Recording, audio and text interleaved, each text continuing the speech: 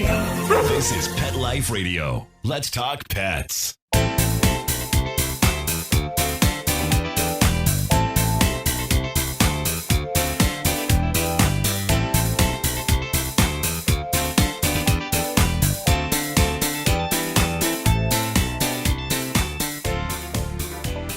Welcome to Covered in Pet Hair, a boozy web show for pet lovers on Pet Life Radio. I'm your host, Isabel Alvarez-Arada, and today I have the pleasure of having a drink and a chat with a wedding pet attendant. I'll tell you all about her and introduce you as soon as we come back from these messages from our sponsors.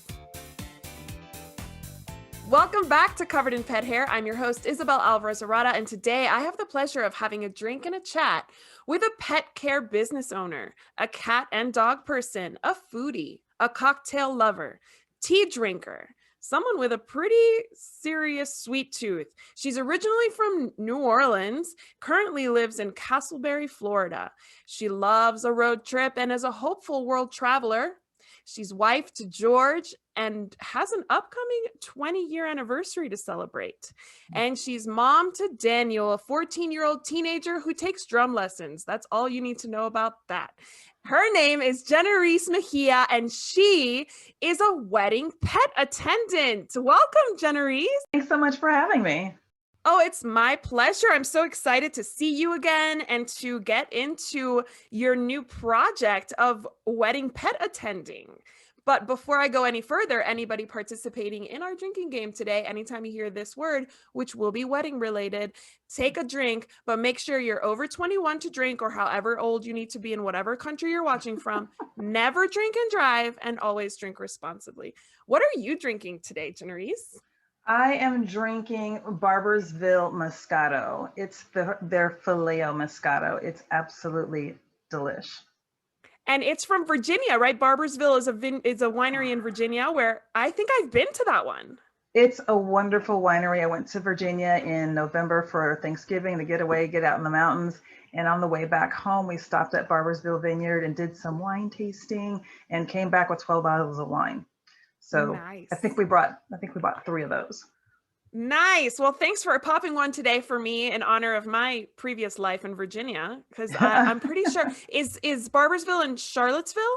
No, it's on the way to Charlottesville. We were in Standardsville, and on our way out of Standardsville, it's very close to Standardsville. On our way out of Standardsville, we ran into, by chance, by the way. I just said, hey, let's go to another winery before we leave, as if we hadn't been to several already. But on our way out of Standardsville, we ran into Barboursville, and it was wonderful. It was definitely worth it.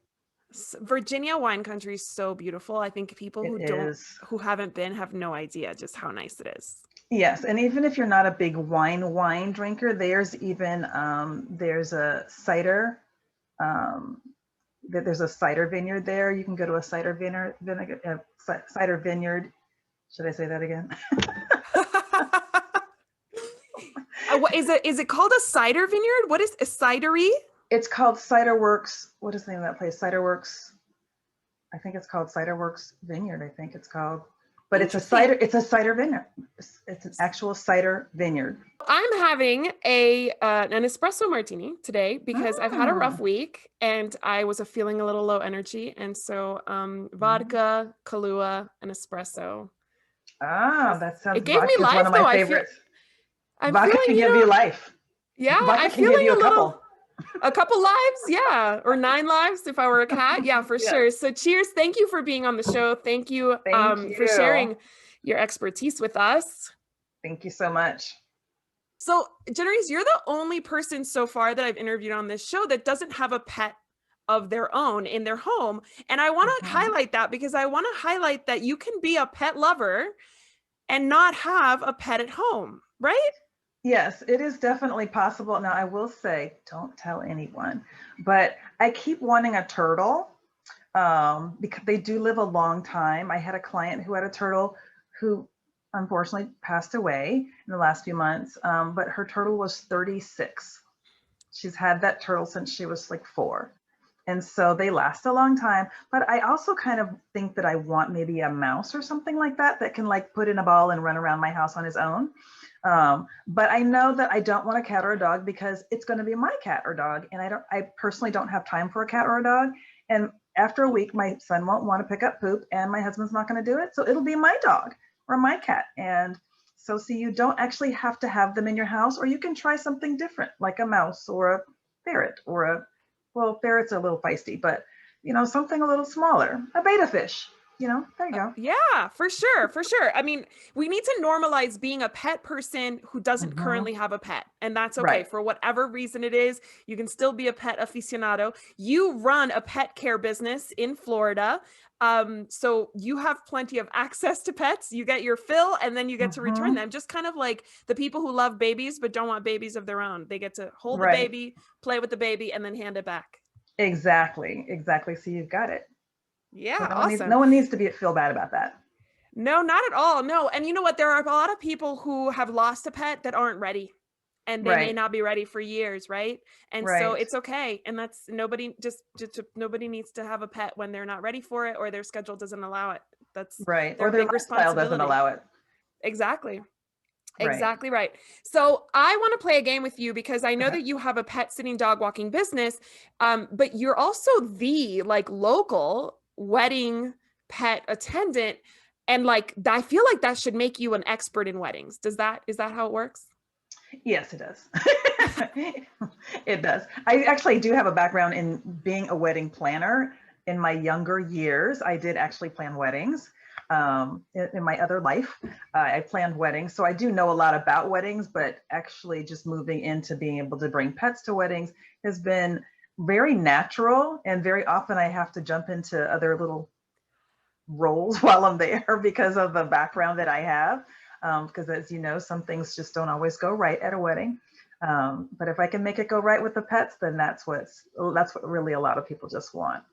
Wow, people are getting a really big bang for their buck with you because you're like a day of coordinator for the pet and you're the day of coordinator backup in case something goes wrong. That's kind of nice.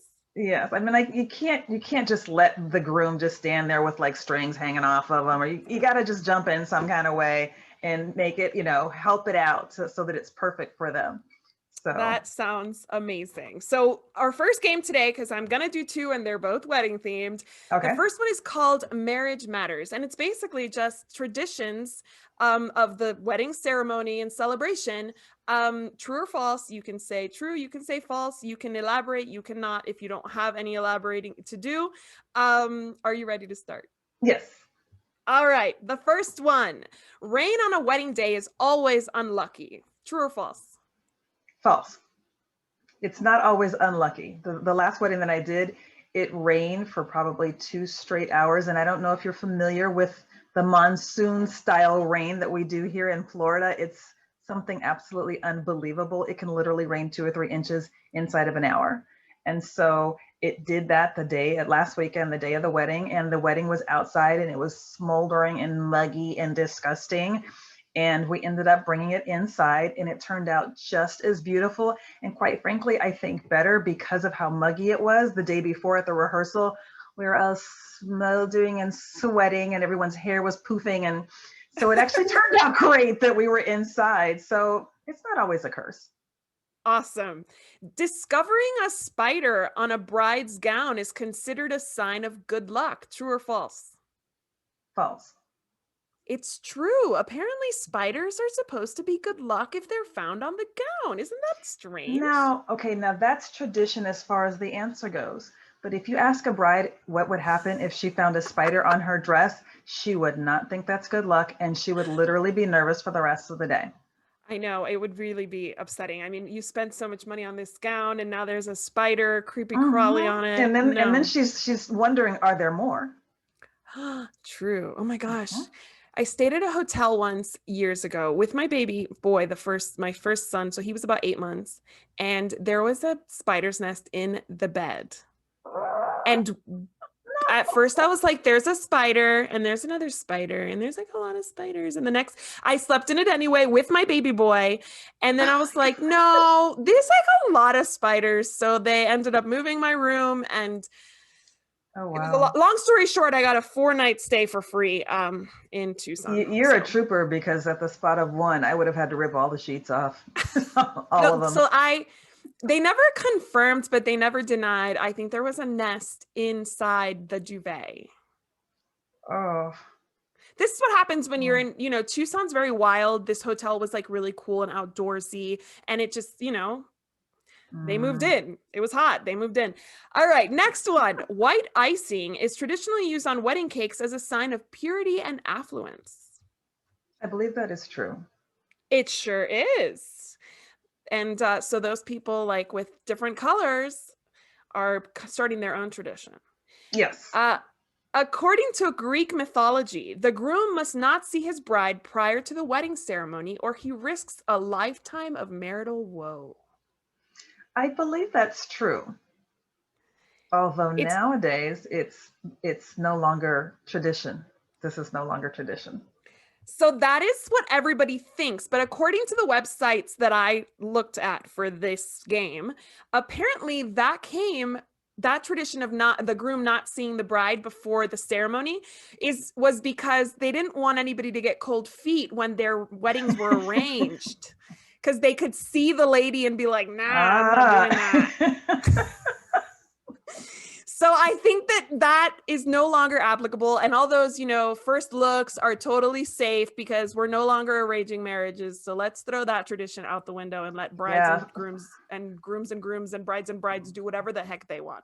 Now the first look is very, very popular. Although the wedding that I did last weekend, they did no first look. It was old school traditional. They didn't see each other after the rehearsal. There's like none of that. No, nothing.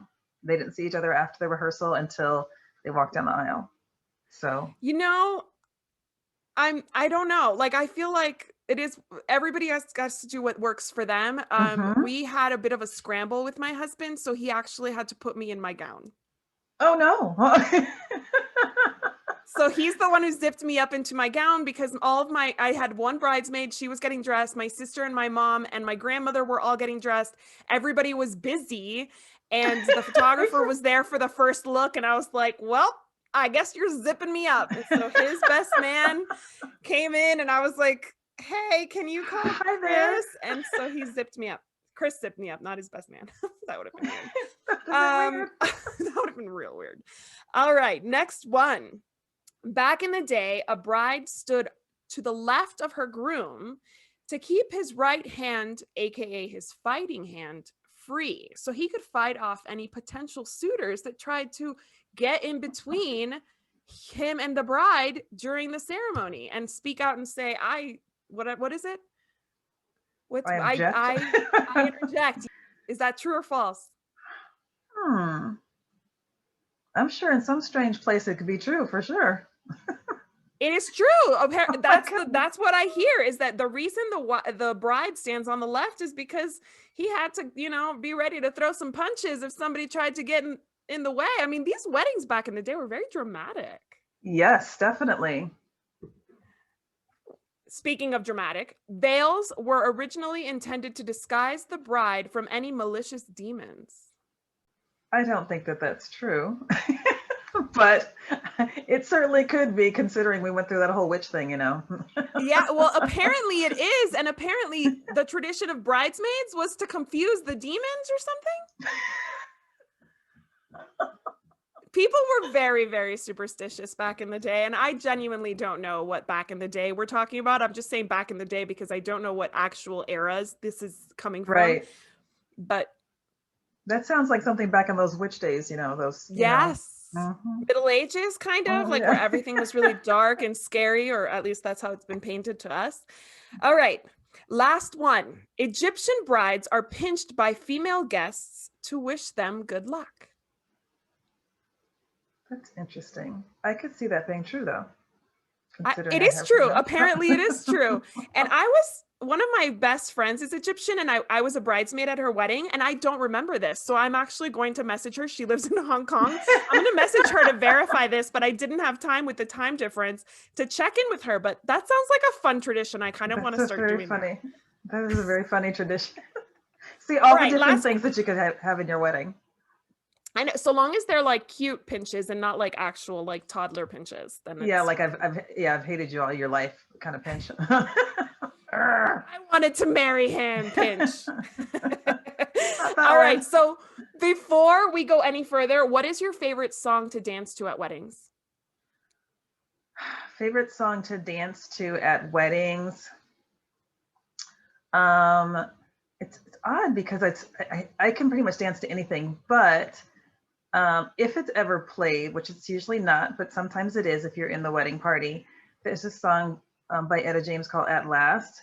And it's a very slow, like just, I don't want to say dreary because it's not dreary, but it's not, and it's not seductive, but it just sort of scoops you up and takes you along, and you just, even if you can't dance, you can just sort of sway along with it. I love it. Song. Yeah, great song. That is a great choice. And I know that that's like a lot of people's first dance song because it really is just so romantic. It is very romantic.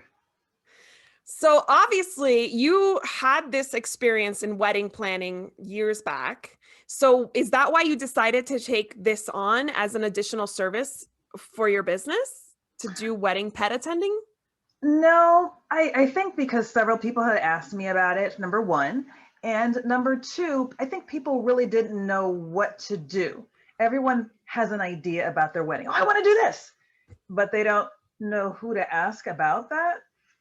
And as a pet professional, you know so much about pets, their surroundings, their moods, attitudes, and things like that. And so I more wanted to just be of an assistance to them in their planning process and making this sort of not too traditional thing be a tradition for them, and work out well instead of it being a disaster with the dog running down the aisle, and the bridesmaid's dress is ripped and torn and it's going with the dog and all these crazy things happening.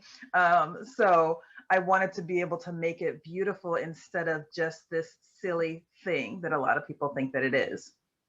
Oh, for sure. It's very, I think older generations, you probably say, oh, my dog's going to walk down the aisle or be the ring bearer. And they're like, how? Like your dog's supposed to be like tied out back. Like it's right. What are you talking about? So do you do most of the wedding day attending, or is this part of what your pet sitter dog walkers do as well? I do have other staff that do it because sometimes we have more than one wedding on a particular day. So obviously I can't be two places at one time. So other people do it. My staff do it. And it's a lot of fun because we get to dress up and look different, with regular pet sitting days. Each one looks different in what they wear. But, when you go to a wedding, I have my staff. I'm like, this is not the day to wear your pet sitting clothes. You need to dress up. You need to look nice. You don't have to wear makeup, but your hair can't be dripping. You need to look your best. And I always make sure that I get the colors of the wedding so that we blend in and we don't stick out like sore thumbs. So wow. It's a lot of fun. Do you do a lot of training? I mean, there's probably a lot of things you want to make sure your pet sitter or your wedding pet attendant is aware of before they even arrive to the ceremony. Well, yes. I mean, there's certain things that we want to make sure that happen. And usually when I do a meet and greet with the pet parents, we talk through a lot of things that they don't really think about, because a lot of people want to have their pets in their weddings, but unfortunately they haven't selected a venue that allows pets, or they'll allow the pets outside. But this is Florida. We rain here over 200 days a year. So if your venue only allows the dog outside and then your wedding gets moved inside, then so there's a lot of different things to think about. Or maybe their dog is just not suited for a wedding. If they're super feisty, or they hate crowds, they don't like people, a wedding that's really a tall order for them. So there's some things that we have to talk about. And so my staff gets to go in on that, and they get to be in on the meet and greet, and we get to talk through those things and make sure that they understand what the needs are of the pet, what the expectations are of the couple getting married, and also understand the rules of the property, because we want to make sure that we're respectful. If the dog can only be on this side of the property, then the dog can only be on that side of the property. If they can only be in this area, or your disposal of the poop goes in this area, we have to make sure that we're respectful of all of those things. Do you work with some repeat properties that refer to you, or do people just call you after they've booked to inquire? Normally it is the wedding planner who makes a suggestion, or sometimes the couple themselves will just start fishing around on the internet excuse me, they'll start fishing around on the internet and find something. But the venues, they also know, they know different people. And sometimes they don't, or they don't want to know. Depending on the venue, they don't want to know. And it is tricky in suggesting a certain service. A lot of venues don't like to do that because what if that service goes out of business? What if that service gives poor customer service, that sort of thing? So they sort of think of things like I do. I rarely stamp my name on something just because I need to know who you are. I need to know your work. I need to know your work ethic. I need to know your standards, that sort of thing. So usually either they're fishing themselves, their wedding planner tells them, or the venue themselves says, hey, do you have someone who's going to take care of your dog during your wedding? And then they start thinking, oh, somebody needs to do this. And they're like, yes, somebody needs to do this other than you and the people in your wedding, because no one can be expected to hold on to a dog, during this, or cat or whatever, whatever's in the wedding. Well, I actually want to talk more about that. I want to ask you when we come back from these messages, I want to come back and ask you if it's just dogs or if you would like take a horse or a cat. So let's put a pin in that and we'll talk about that when we come back from these messages from our sponsors. Welcome back to Covered in Pet Hair. I'm your host, Isabel Alvarez-Arada, and today we're talking weddings and pets. And most people think if there's a pet attending a wedding, it's going to be a dog. But Jenorise, has there been a request for a cat at a wedding, or a tiny horse, or maybe a potbelly pig at a wedding? There have been all sorts of strange requests. For me, as the wedding pet attendant, I don't mind taking care of the pets. However, the final say so usually relies on the venue themselves. Most venues do not allow farm animals, so that takes out, horses, pigs, and all this other. They're not going to allow that. Cats, and I will not take care of a cat at a wedding unless the cat is used to being walked on a leash. I'm not going to take a cat unleashed, unharnessed. It's a ridiculous idea. Oh my gosh, that would be a recipe for a lost cat, a crying bride, a groom looking everywhere no, absolutely not. Like, terrible. But a lot of people do train their pets to do certain things. I mean, ferrets walk down the aisle just like dogs do. A cat will too if they're used to being walked on a leash and they don't care about people. And so that's really where that's where you have to think, okay, is this particular pet accustomed to being around people? Or is this particular pet accustomed to people touching it?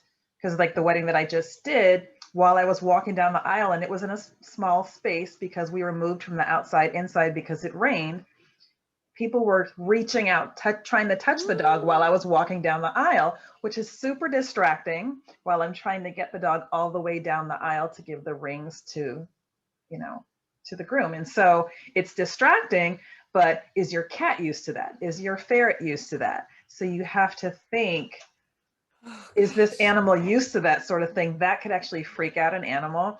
It could make them scared, and scared animals don't do nice things. And so this is why we usually end up with dogs. And the right dog. Like my socks, may she rest in peace, would have bit the hand that was trying to pet her while she was walking down the aisle. So that would not have been a good choice. And no venue would have wanted her there. No. So I have another game to play with you now that we've kind of narrowed it down to dogs. I do think that couples train, they'll learn elaborate dances, right, for their weddings. So maybe working with a cat trainer to get a cat comfortable, assuming they have the right temperament, might be something that could be done as long as, the planning timeline allows for it, right? It's possible. It's definitely possible. It's just that what you mentioned, the key word is time. Is the bride and or groom going to be able to take that type of time? Do they have the exposure? The exposure, you can take the time to get them to do certain things, but will they do that in front of 30 people or 50 people? Or will they do it in that setting? So it's different because people, a couple weddings ago, the couple said, we had three dogs in that wedding, which I require 2 attendants if we have more than 2 dogs. And so they said, this dog this one's really feisty. One person can handle that dog and the other can take the other two. This one's going to be, the trouble during the wedding. And this is the easygoing one. Well, during the wedding, the so-called easygoing one was the one crying during the wedding. I literally had to we stay on the outskirts during the wedding to make sure, in case any of the dogs have problems, that we can quickly get them. And he just started crying right away. And so I sat in the front seat to see if he would settle. He would not. I just walked up and grabbed him and just took him away. And the so-called feisty dog was just sitting there, just enjoying himself. Now, I will say he did pee on the bridesmaid's dress, but I did tell her not to put him that close to her. But he sat quietly during the entire wedding. Hopefully it was a dark enough dress that it didn't show. It was a very dark plum colored dress, so you didn't know it unless you were stalking or something to that effect. Unless you witnessed the shower. The deed, yes. All right, so let's play a game. It's called Yay or Nay, Wedding Edition. Okay. Based on your experience and basically what you've just told us, would you recommend these things? Okay. Ready? Yay or nay? Walking down the aisle with your pet. Yay or nay? Yay. As long as your pet is trained and will walk peacefully with you. If your dog normally drags you along, no. Oh, no, that would not be nice. Especially on like fancy heels or whatever it is you're wearing. No. Wedding gowns are not the most easy to navigate. Like, no, they're not. Accessories or attire. All right. Speaking of attire, dressing your pup up in festive attire. Yay or nay? I'm neutral on this one. Yay, if your pet is going to be okay with it. If they're okay with it, if you have their custom, if they don't mind walking around with a bandana on, or you've put their tuxedo, because I've put tuxedos on dogs before, and I've put dresses on dogs before. If they're going to be okay with it, then that's fine. If they're not going to be okay with it, if they're scratching at it, itching at it, tugging at it, this is not a good idea, because then they're just going to be bothered by it. They're going to be bothered by it. And especially if they're live flowers, I am not really into live flowers, because many of them are toxic to the dogs. And sometimes they're sniffing things they shouldn't be sniffing, or they're trying to get a little taste, or they're just want to get it off. And so they're trying to put it in their mouth. And so I recommend fake flowers if we're going to go the flower route. Very good tip right there. Inviting your pup to the getting ready suite. Nay. Nay, right? No. Listen, this show is called Covered in Pet Hair, but we don't want that gown to be covered in pet hair or pee-pee. Yeah, it's not even just the hair. You think of all the things that smell. Pets have different nostrils than we do. We smell sweet, funky, savory, things like that. Their nostrils, they work independently, and they can smell mascara and lipstick and powders and feminine products and sprays and perfumes and deodorants and all that. It's just like, it's sensory overload. It's really a lot. And then people are spraying and they're just, the poor pets it's just a lot. They would be exhausted before the ceremony even started. Yeah, that's really good points right there. They also get into a lot of food and things like that people are snacking on. So. Oh my gosh. Yeah. It would be like a buffet, and then there's a stomach ache, and then they can't walk down the aisle. It's a disaster. Definitely don't do that. Embroidering a veil with the depiction of the bride's dog. The veil that the bride wears? Yes. Nay. I saw the picture. I have nothing against those of you who've done it. Now, all of those of you smirking at me, I can see you on the other side there. Those of you who've done it, I didn't do it. It wasn't me. I saw it on the internet. I promise. I did not even, you know what? I didn't even think when I was planning my wedding, that never entered my mind as an option. So this was something I found on Pinterest. Yes, this would need to be a seriously themed wedding if you're going to do something like that. I saw stormtroopers in a wedding yesterday, and I thought, that's different, but that's the theme. So, yeah, I mean, I've seen Halloween themed weddings.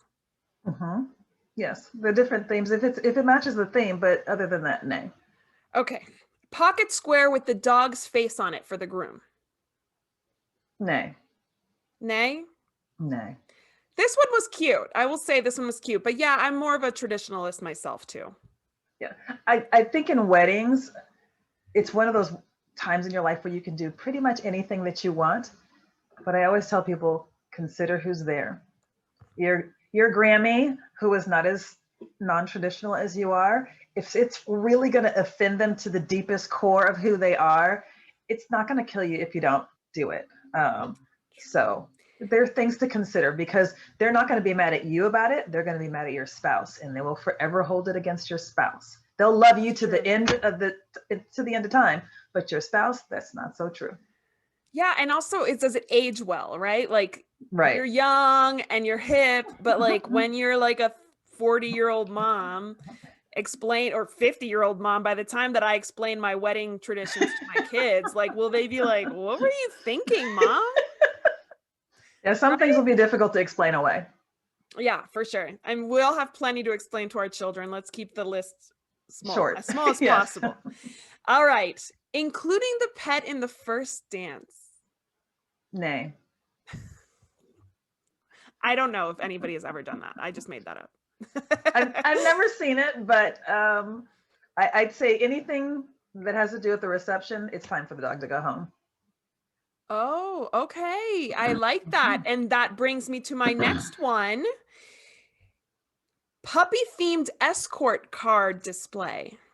Like, fetch your table number. I can take that. Yay.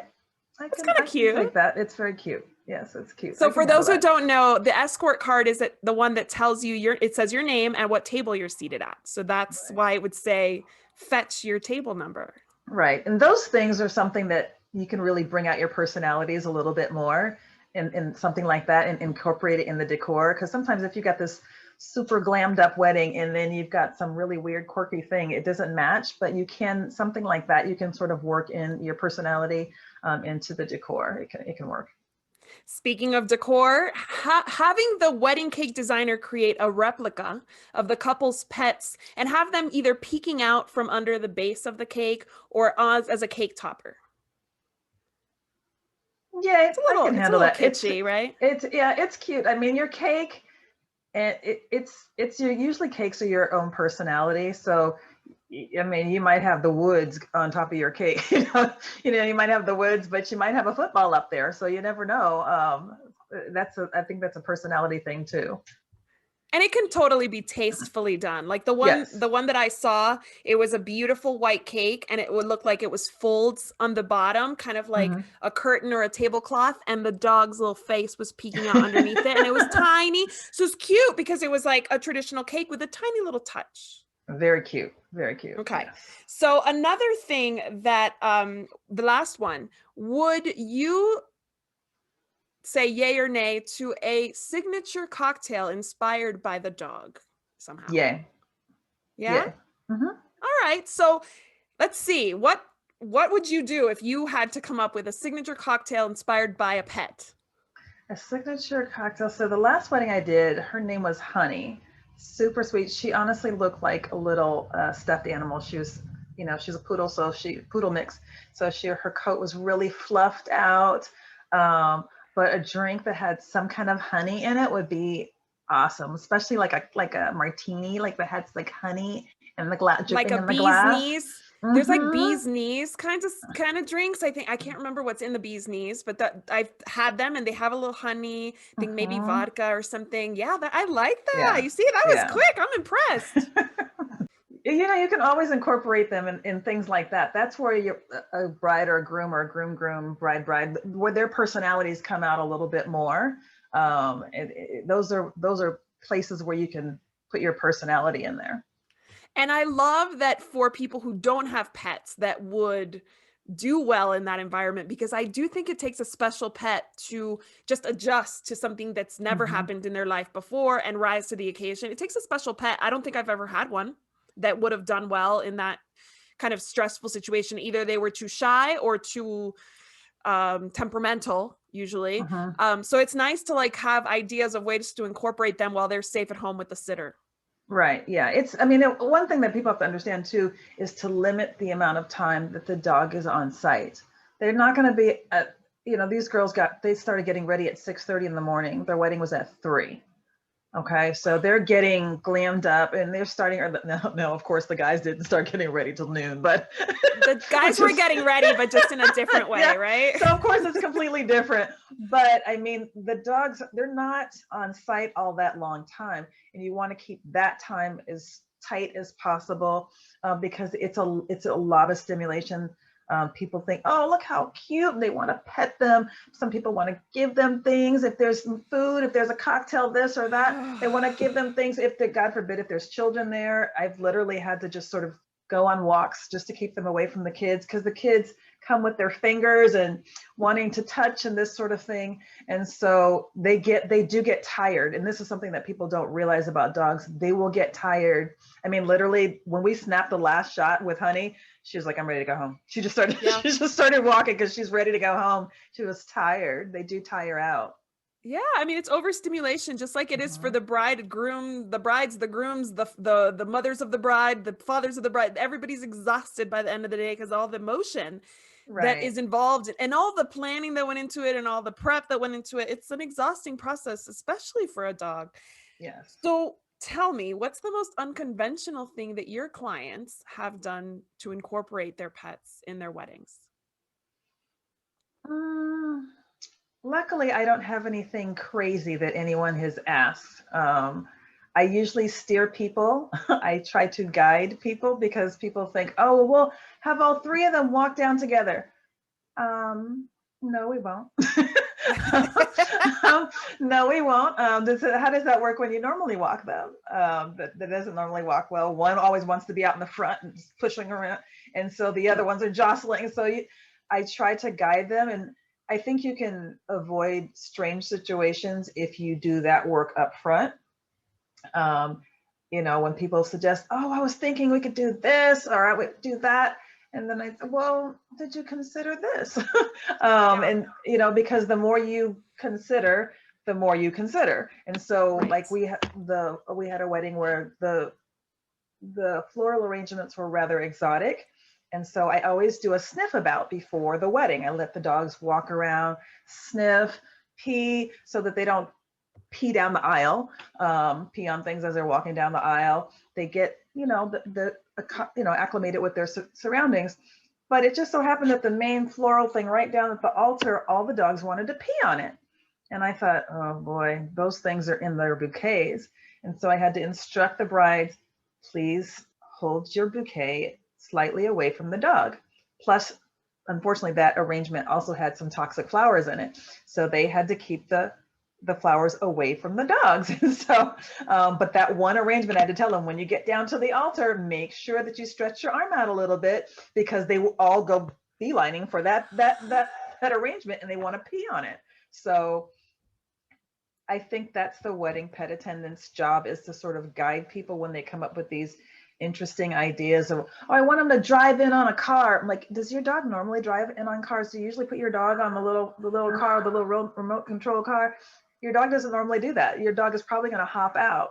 And then where's your dog going to go if no one's attending your dog? And so there's some different things to sort of think about, but that would be the job of the wedding pet attendant, to sort of guide the couple into thinking about some different things. Because of course, when you're getting married, the sky's the limit. You want to do everything. Absolutely. So speaking of that, what advice do you have for a couple that maybe just got engaged over Valentine's Day and wants to incorporate their pets into their wedding? I think the first thing to do is, usually people are trying to find a venue first. You first want to ask the venue, number one, are pets allowed on your property? Is this something that I can do? And if yes, and if they're going to have an outdoor wedding, if it gets moved inside, can the dog now come inside? Because there are venues here where you can have the dog outside. You cannot have the dog inside.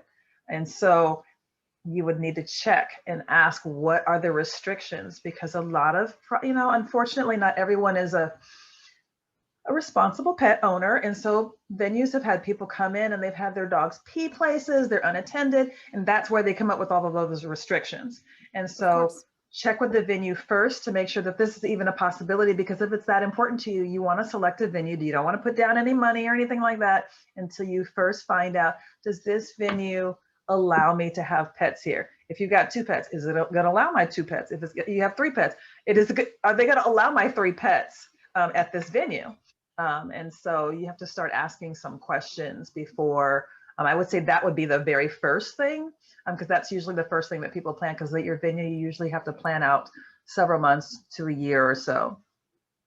Yeah, absolutely. And I feel like I get it as a bit former business owner. I feel like 1 pet, yes, 3 pets, that seems like a lot of Helenge, for lack of an American word, an English word to say. It sounds like a lot of stuff going on there with 3 dogs at a wedding venue where you already have to worry about liability with people drinking too much, emotions, family dynamics. As from a wedding venue's point of view, that seems like a lot to take on for kind of a little bit, not really a payoff for them at all. Right. But I think too, times are changing and people are becoming less traditional. And so venues also have to sort of, they've got to change too. It's just how it is. They have to change as well. Now, some that are more of like the last wedding that I just did was at an arts and history museum. And so obviously there might be more restrictions because they're not going to risk ruining pieces of art, things like that. They're not going to allow dogs in a space that can't be hosed down or easily maintained, that sort of thing. So you have to sort of think about the venue first. And even, I would say even before that, is your dog really a decent candidate for this kind of thing? I mean, you might have a couch potato who's just gonna like, you know, just not gonna like this sort of thing. And so, because I do a lot that time, people have told me, oh, I want them to stay with us during the reception. And in my head, I'm thinking, okay, I'm going to need to stay on call because I know they're going to call me. So one of the bridesmaids or one of the grooms, and they're going to call me and they're going to say, this dog wants to go home. Can you come pick them up? Because sometimes I will drop them off at the wedding. We'll do a couple of things and they want to keep them there. I'll drop them off and I'll leave and I'll come back and get them. 9 times out of 10, I come back and get them because usually it's usually a partially inebriated groomsman or something that calls me and says, are you the dog person? Because the dog wants to go home. And so, I'm like, I'm on my way. I usually stay close by. I'm like, because I usually calculate the time. I'm like, usually about this time, this is usually when they're gonna, and the larger the dog, the faster they're gonna get tired. Wow, good Yeah, insights. I yeah, love that. So what yeah. does your service kind of look like? Is it by the hour? Is that you I that you do, I charge, or a charge by the package? hour. Now, a lot of people have packages and things like that. Now, I have nothing against companies who do that, but I'm a simple woman. And a quote unquote package entails that we're going to do this and we're going to do that and we're going to do that. But each couple wants to do something different. One couple might want you to pick up the dog, take the dog to the groomer, bring the dog back home for a rest, take the dog to the venue, stay for pictures and leave. The next couple might want you to, put clothes on them and do all sorts of other things. It just in my opinion, I like to just sort of customize it per couple. So I actually just charge by the hour. And then also, if you have more than 2 pets, I do, for every 2 pets, another attendant needs to be there. Very Because good. literally anything can happen. Now, can I handle 3 pets? Yes, I walk three dogs all the time. But when people are dressed differently in that type of an environment, you need to respect the environment. And so I require that there be another attendant if there's more than 2 dogs. And that usually just works out better. Makes perfect sense to me. So if people are in Florida, how could they reach out to you and learn more about your services? You can find me anywhere. You can find me at winterparkpetconcierge.com. I actually have a wedding page. You can find me on Google. You can find me on Instagram. You can find me on Facebook. Either way, all of those different ways. We are going to be, sometime this year, we're going to be changing our name because I just took over another company, another pet sitting company. And so Congratulations on that. thank you. So Very somehow we're proud of gonna, you. thank Woohoo! you. So I just took over I Care for Pets, and somehow, I don't know how, we're gonna find another name. I don't know how. The name thing is I think it's gonna put more gray hair on my head. because I have had, I don't know how many suggestions that are so crazy. All I know is Pet Concierge is going to stay in the name, and outside of that, I have no idea. So, but for now, cool. winterparkpetconcierge.com, or you can look us up on Instagram, Facebook. You can find us there. Awesome. Well, thank you so much for taking the time to chat with me today. Here's let's propose a toast to you and your family and all of the couples that you have helped get married. May they live very happily ever after with their pets and their families. Here is to our executive producer, Mark Winter, who makes this show possible. Yeah, Mark. She kept asking me who Mark is. Mark is our executive producer at Pet Life Radio. I always toast to him because he makes me sound good, and that's important. Yeah. So here's to you, Mark. Here's to all of our listeners on Pet Life Radio and our viewers on YouTube. Thank you for spending your time with us. Here's to a life covered in pet hair, because there's no better way to live. Cheers. Thank you for having me. My pleasure. Thank you. To learn more about Covered in Pet Hair, please visit coveredinpethair.com or petliferadio.com. Thanks for watching, and we'll see you next time.